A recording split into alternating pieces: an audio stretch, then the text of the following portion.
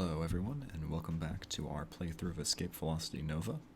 We are doing the Auroran storyline, and when we last left off, I believe we were returning to the Deshtakar system of Pimin to continue with our service to the Empire as a whole. So we'd stopped off in Dani to deliver some palladium, and now we can just pop over to Pimin and get the next link in our mission chain. Oh, it still takes so long to go anywhere with the abomination, but that's okay. So the Detakars, the guys we're working for right now, have their own designation. It's DECHT, as you can see in the corner down here. Not allowed to point to it with this because it actually doesn't extend over to the right, and I believe they have their own class of abomination. Now that I'm looking at it, the Dektonic class. Huh, I wonder how that differs. There's an entire thing on the wiki about how various ship classes differ from one another. It might be interesting to take a look at that at some point. So, upon landing, you're met by Lo Wang, who's our sponsor in this little organization, who informs you that a Moshai dignitary named Duradar will soon be visiting his great-nephew on Auroran Listening Post 1 in the SPC 1421 system. His rank is sufficiently high as to require an escort to the strife-ridden border settlement. This time, you'll be sent without Hoon to escort him from here to Auroran Listening Post 1. You struggle with your rage at being used in such a lowly manner, but after a moment you calm yourself and begin to realize that you're being tested, and that Lo Wang is waiting for your answer. What will it be? Well, you don't really have a choice, you have to go with yes. So Lo Wang nods, satisfied with your response. He leads you over to an older man who has a disdainful expression on his face. You would leave me in the protection of this cur from that honorless house? Sneers Duradar. I say that the Destakars are fools. Lo Wang, unperturbed, points out that should you fail, the Mosh would have a case against the Heron House, so who better to protect you than an ancient enemy? With a flash of insight, you realize that Lo Wang is right, and you vow to protect this scum from any harm while he is in your care. Very well, Duradar concedes in his condescending manner. It might be entertaining to watch one of the barbaric Harani working towards the good of a proper house for once. You roll your eyes at Lo Wang after Duradar sweeps past, and he has a hard time keeping a straight face behind the pompous fool. Alright, so this one's pretty easy. So he actually has his own ship. I had forgotten about that. But regardless, we don't actually have to do any combat. We just have to get him to Listening Post 1, which is all the way up here. I don't know what SPC stands for. I assume it's like border. Do they only occur in the border? Either way, that's where we need to go, and it's going to be on to one of those. Oh my, we've failed the mission. I guess he's been destroyed. So I think with that, we actually have to reload our pilot. That's unfortunate. So, how best to go about doing this? Get a good look at my various collection of pilots. We're going to want Leroy. There we go. So, yes, we do actually have to deal with, surprisingly, our own houses. This is not going well at all. Oh my. I don't remember this mission being that hard. Let's try one more time. And maybe it would be best if we were to jump out of the system immediately after we are able to reach the edge of the system. I don't know why it's being so tricky this time. Alright, so yeah, it's still surprisingly the Heron ships that are chasing us down.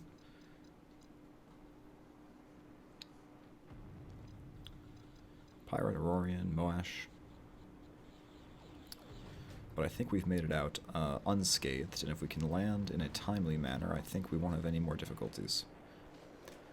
Well, it seems when put to use, protecting those of us who are worthy of such security, even the Harani are capable of performing to a level that is acceptable.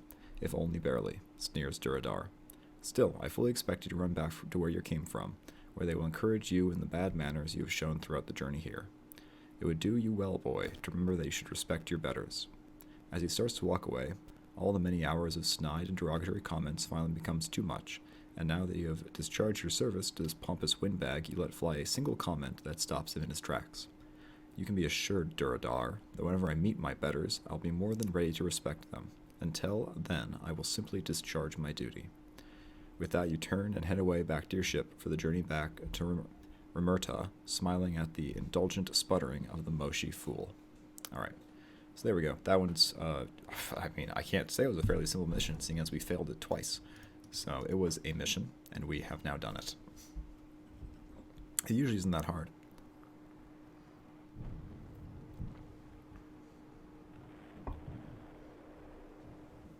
So let's see what we have to do next. I think that might actually be the last of the Rimerton missions. I say that trying to rack my brain for any of the other ones. So back on Rimerta, as you sit in the bar sipping the drink bought for you by Hoon, Lo Wang walks in and comes over to you. The wild geese have made a strike against Auroran interests in the Freya system, he informs you. We need you two to reinforce those Auroran interests in the system. Once again, there's that odd moment of silence as both Hoon and Lo Wang await your answer to the implied question of whether or not you will do your duty. Of course. So if you've actually done the wild geese before, if that was your lead into this mission string, it talks about, oh, can you go and fight your former brethren? But we have no such compunctions. With a nod, Lo Wang accepts your affirmation of your honor and walks away. As the two of you get your stuff together for the upcoming battle, Hoon tells you a little about the wild geese. They're a group of mercenaries with a long history of battle honors. Every now and again, they are employed by various houses to help with their battle plans, and they never renege on any deal they ever make, and they fight like demons. Of course, they're often employed by the Federation as well, and they certainly make for worthy adversaries. I'm surprised you don't know more than I, Hoon breathes quietly. After all, the leader of the wild geese, a man named Eamon Flanagan, is a decorated warrior who served with the House Hirani for many years, long enough to be given the name Arkandar, which translates to he who refuses to die. I understand that he was given the name by a former Moshe Mundakir after he covered a Heron withdrawal, dropping back again and again to forestall the Moshe fleet forward elements. Well then, you reply with a savage grin. This should be a battle to remember then. So I think that's 5 times our protagonist had talked. Maybe the Auroran campaign's one where you do it all the time. With a laugh and a slap on the shoulder, Hoon moves towards his own ship, and the two of you go to do battle with these worthy opponents. Alright, so the wild geese, provided they're going to be flying like their usual lightnings, is not really what I'd call formidable adversaries. If they fly like mod starbridges or IDA frigates, then maybe they might be a little bit more interesting. Either way, yep, that's definitely interesting. So the big thing is getting Hoon to not... No, don't hold position, follow me. I swear. Sometimes the escort management is a real pain. But either way, I think we're going to have no problems provided Hoon doesn't die. I don't think we're going to have any issues, but I say that as I'm definitely well into my hull health here. We just need to get that firepower. Get that going. And the problem is, because they kind of like fall back in on themselves as they get closer and closer, you can't tell like which one you're actually dealing damage to. At least not effectively.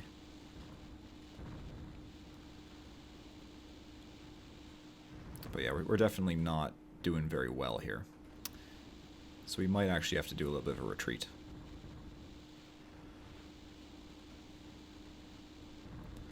Which would be a shame, because it'd be nice to do it in one go. But again, a lot of things would be nice. Okay, it seems like we're gaining some ground. This is what I was concerned about, is the mod star bridges, because they can outfit them in some pretty nasty ways. But I think we're going to be alright.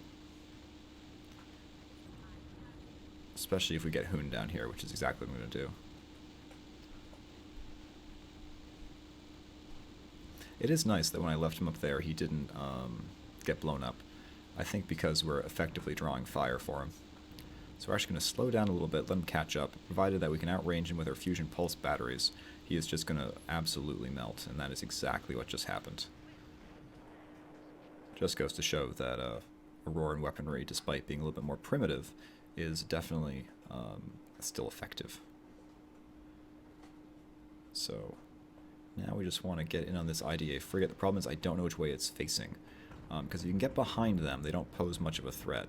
However, if they're facing you, they can do exactly that and just pepper you with missiles. But I think Hoon has this one in the bag. Oof, what a beast. I think, now I'm not completely sure, but I think that the little audio clips you get from your escorts does change based upon, if they're Auroran, if they're Federation. So I think what they said there may have been unique to the Auroran escorts, which Hoon is definitely one of. But I think we've wrapped this one up. It was a far closer battle than I expected, to be honest, but I think we've done okay. It's going to have to be with a light blaster. Well, I hate to tell you, in close range, I'm going to be far more effective than you. And that's exactly what happened. I'll take the both of you at once. Doesn't matter to me. Close battles are always more interesting than easy wins. And Hoon is barely damaged. What a beast.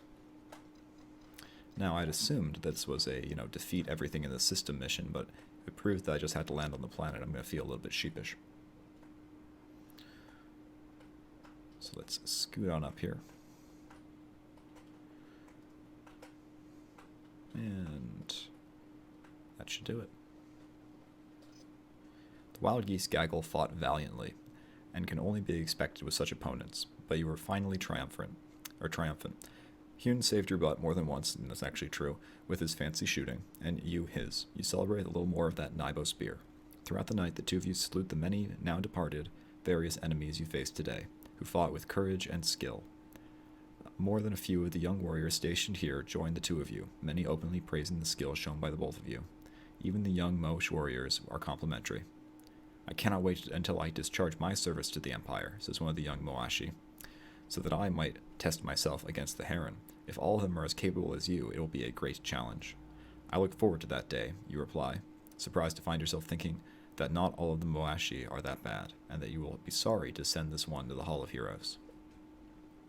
The next day you wake up lying beneath your ship, soaking wet and freezing, with Hoon standing over you grinning with a bucket in his hands.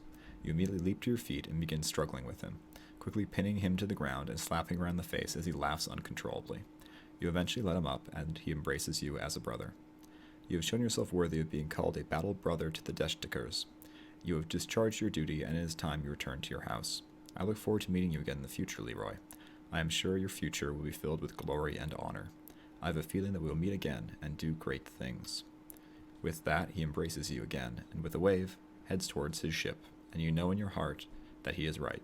One that the two of you will change the course of the Empire, somehow. So there we go.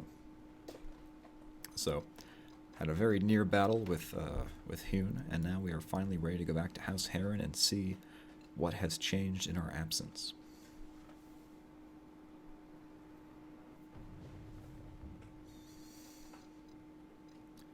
Bunch of cargo drones heading through here. I mean, the Auroran systems are nice because almost everything is priced high in the house systems because they're supposedly incredibly overpopulated, so it's a good place to dump goods if you have a decent trade route. So, as soon as you land, you decide that you better head to the bar to find out if anything is going on. On returning to Heron, you are met with much rejoicing by your friends. It has been a long time between drinks. Tekarak tells you that he has need to speak to you tomorrow about the future direction of House Heron, and you are to play the important role in it, both behind the scenes and in the spotlight. It is with a monstrous hangover that you make your way to Tektakar's quarters the next morning. You arrive to see him stripped to the waist, engaging a number of holographic opponents. Sweat shines on his bare body, making the images of death and destruction that adorn him writhe and take life. You politely wait for him to finish, and when he does, he sits down beside you and begins your briefing. It is important that you become feared by our enemies, but that you are also known as an honorable warrior. The reports of you while you were with the Deshtikars are very favorable. This will do much to improve your standing in the eyes of your brothers and our enemies. However, Tekarak continues, there's going to be a duel in the grip system. Current fields will be important, and I always defer to him in matters of strategy. The man's a genius, and he feels it will be important that our enemies get to know just how good you are. Of course, it will be a fight to the death, and victory cannot be claimed until the winner shows that the other warriors are dead. It will be a bloody and fast encounter, as each house will only send one warrior. You have been chosen to represent House Heron. You have a few weeks to get to the grip system in order to cover yourself in glory again, so go get cracking and good hunting. Hopefully I'll see you soon. By the time you get back, Curran may be ready to do some work, and plans to be brought into action. Is Curran out of action? Oh, and plans will be brought into action, I get it. You quickly shake Turok's hand and head out for battle. Alright, so the grip system is, I think, the same system as before. Oh, it's not. Alright, where's the grip system? So, thankfully this is not the disabling duel. This is the fight to the death, and if there's one thing we're good at, it's blowing up other ships. I mean, sometimes. Sometimes we almost get our ship blown up by the wild geese. The wild geese are actually fairly formidable, it seems. So we're going to take a trip over to Tekkel Hook. We're going to rest there, and that way we can have the maximum amount of fuel ready for afterburner maneuvers. And hopefully we can outrange them and be kind of clever here. Do some fancy flying. One thing about the duelist, though, or duelists, I should say, is it's interesting how they're supposedly all here to fight each other, but because of, I assume, the limitations of the game, they're all flagged as duelists, and they all just fight you. It'd be nice if there was actually, like, 5 different factions, and they would actually attack each other. But hey, there are worse things in the world. So, as usual, we're just going to let them expend their missiles. We're going to take some pot shots with our chain gun, just because, there's no reason not to. Oh, hey, we got a Pirate Valkyrie to blow up, too.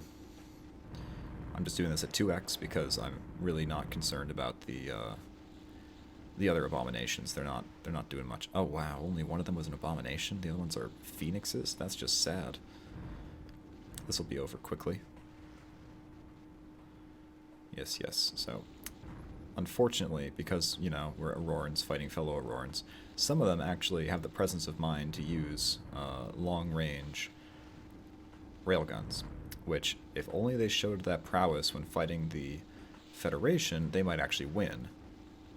But they always seem to just charge into battle into close range when fighting the Federation, and they always, or almost always lose. But range is definitely your biggest advantage as an Auroran. Just these chain guns are insane. Especially when compared against the Federation blasters. Blasters are incredibly close range. Like, I believe a fusion pulse cannon might outrange a blaster, even a heavy blaster. So the fact that you have access to these, if you have range, use it. So that was surprisingly intense for a fight with phoenixes. That was a lot of fun. Jolly good show. But, of course, we emerged victorious, because we are A, the player character, and B, I like to think, semi-competent at this game. Also, we did blow up a pirate on the way, so I'm going to count that as, there was some interference. Alright, so we're going to head back to Heron and report on our victory.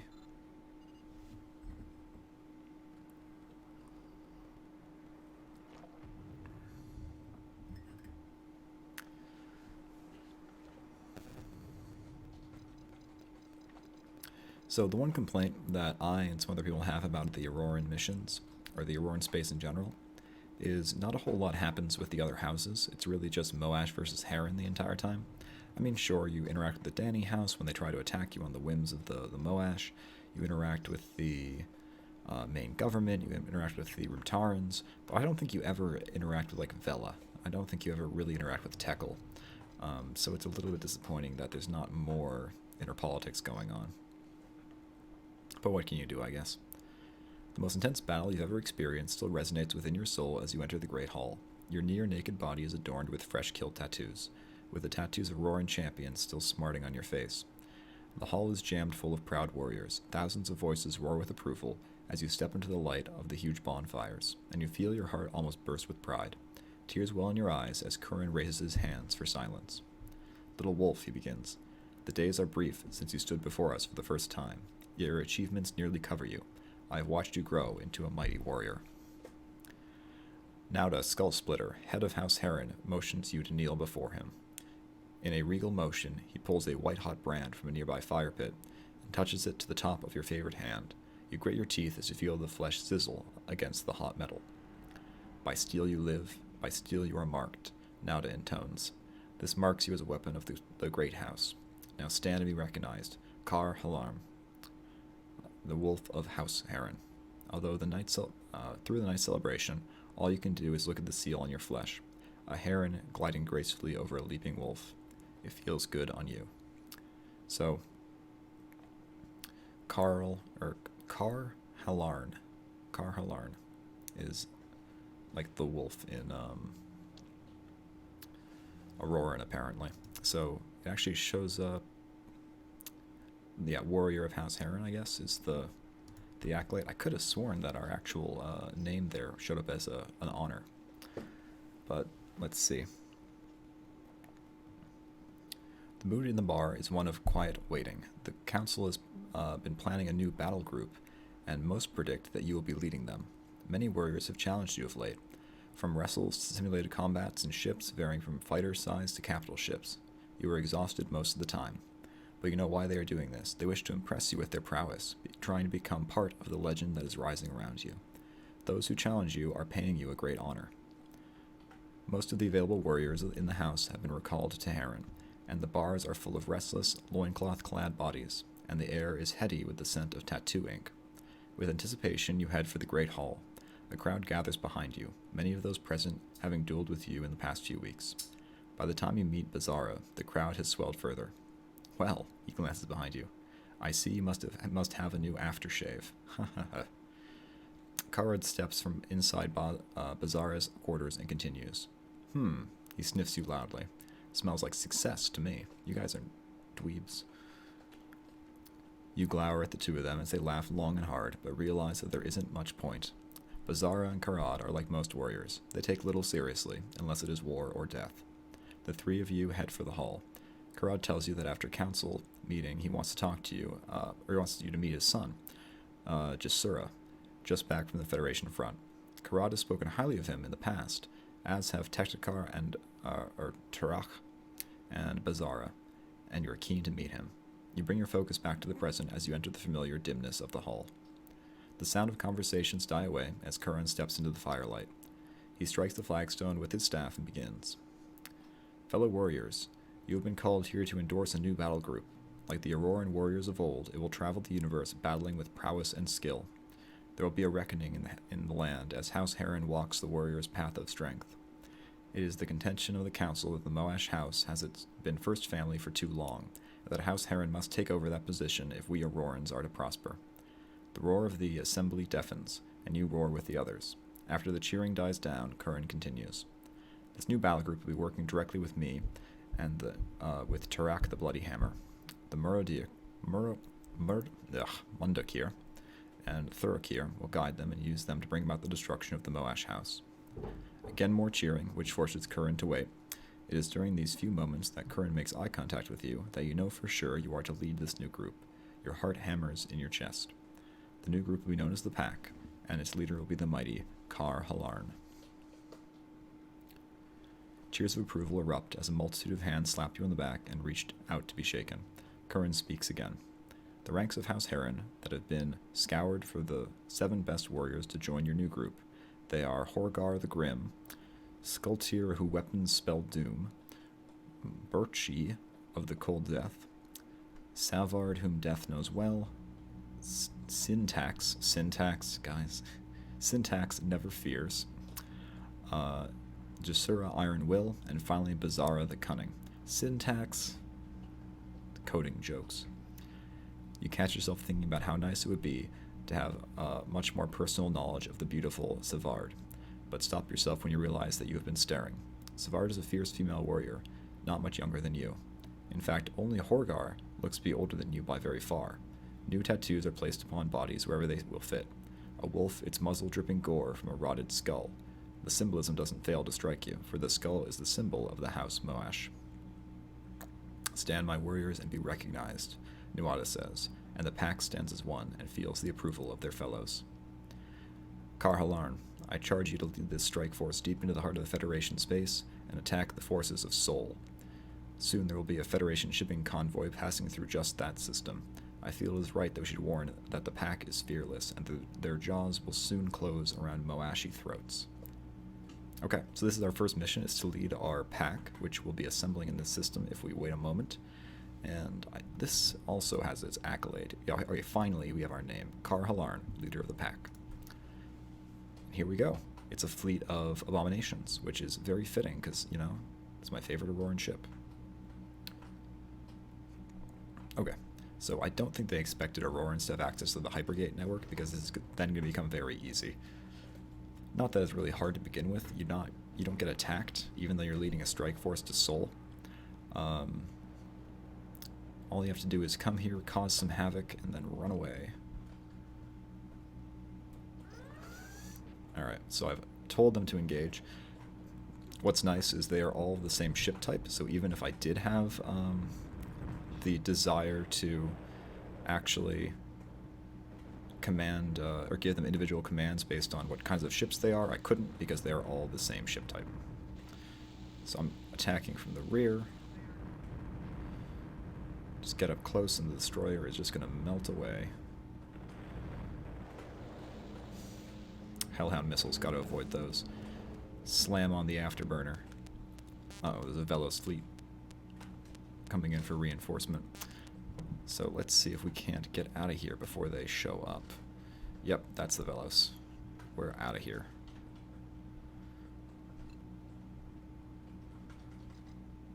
Because I cannot fight that. Ah, they got me. Yeah, the Velos are brutal. Okay. So, let's give that another try.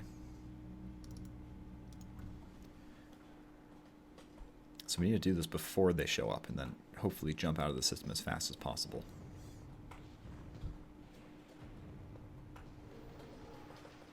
Oh, what am I doing? I can't use the hypergate to go from here.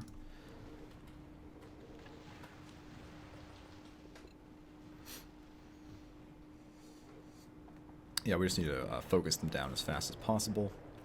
So we're going to go ahead and select one that's right near us and tell them to attack the target. And we're going to, this time, provide range support, I think.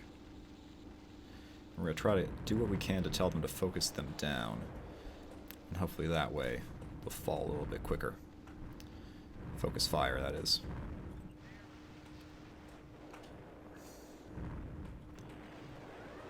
Alright, so I think, did we meet the criteria? Not yet. Feels like they're not even attacking him. I mean, they may have already been smoked by the Velos, which would be a real shame. As we are about to be. Although, luckily, we might be able to just destroy the Velos, which is a shame, given that we've played the Velos storyline and know how miserable their life is, but if we must, then we must. But yeah, I think the pack's been wiped out. Thankfully, that is not, you do not have to keep them alive to succeed in the mission, so we're going to be okay. Ooh, no, get away from me. I know what you can do with your psychic attacks, and if you get in range, we are doomed. At the same time, though, if you can keep out of range, we have totally got you in the bag. And Velos ships are like the opposite of Auroran ships, because Auroran ships are low on shields, high on hull. Velos ships are all shields, so boom. Alright, so all that's left is the Javelin. We're going to try to focus him down as quickly as we can. Slow him down just a little bit so we can try to get some of this fusion pulse fire in before having to jump away a little bit. Repeat this little song and dance. I don't know why I'm doing this at 2x speed. I'm crazy. And that would be a kill. Alright. So I think we did take out all of the requisite people. Can I land on Earth? No. Can't land on Mars. Can't land on Jupiter. Can't land on Europa. I can, however, hang out here and then go over this way. And should I do so, he is really coming up behind me fast here. You're a Class 2 Valkyrie? Well, I hate to tell you, but a Class 2 Valkyrie is just not going to be able to step to me. I missed the wormhole. And now apparently I'm dealing with pirates. This has become very strange.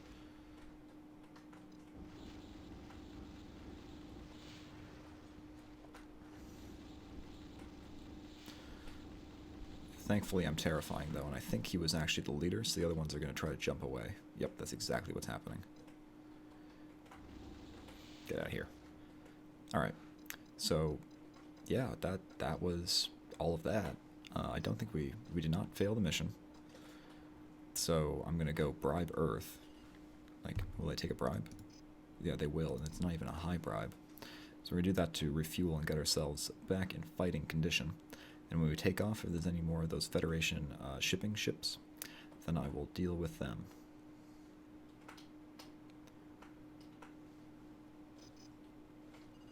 Oh, come on. Evidently, I did not land quick enough. Alright. And I don't think there's anything we really want to buy, so we're just going to get out of here. Yeah, they're Federation shipping, they're back.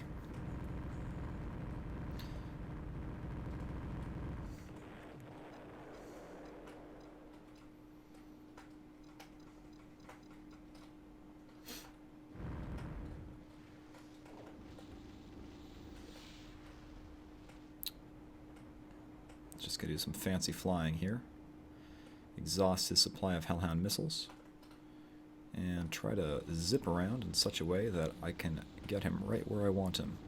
So they don't actually carry many missiles. I think maybe they carry like, I don't know, was that like 20 maybe? It's not many. And then their only other defense is, I believe, a heavy blaster, which is woefully inadequate for, there we go, get the mission. Federation shipping convoy has been completely destroyed. I don't know why it didn't trigger before. We definitely dealt with a lot of them. But yeah, they don't have many missiles, so you deal with that, and then they have a heavy blaster, so whatever. Let that be a cautionary tale against using missile-heavy builds, because if you run out, you're out. Alright, your pack mauls the shipping lanes of Sol, and the Federation is well aware of just how good you are. You think the Moashi must also know, and smile grimly to yourself. The other houses will be upset that the Harani are able to perform such mammoth deeds with such small numbers. But the dishonor is theirs. Once the Harani house becomes the first family, it will be time for all Aurorians to perform feats of valor. Okay, and I think there is where we're going to leave this episode, so thank you very much for joining me. I hope you enjoyed it. If you liked it, please consider leaving a comment or leaving a like. If you want to see more of this kind of content, consider subscribing or go back and watch some of the earlier playthroughs of the other storylines. And until next time, I hope you have a good one.